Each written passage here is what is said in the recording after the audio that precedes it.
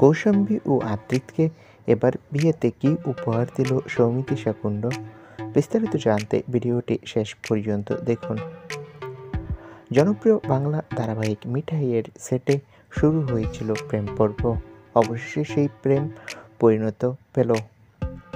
এবার বিয়ের পিঁড়িতে বসল আদ্রিত ও কৌশাম্বী চক্রবর্তী। ধারাবাহিকে ভাই বোনের চরিত্রে অভিনয় করল। বাস্তব জীবনে জুটি বাঁধল তারা। ইতোমধ্যে তাদের বিয়ে সম্পন্ন হয়ে গেছে, আর বিয়েতে অনেক উপহার পেয়েছে।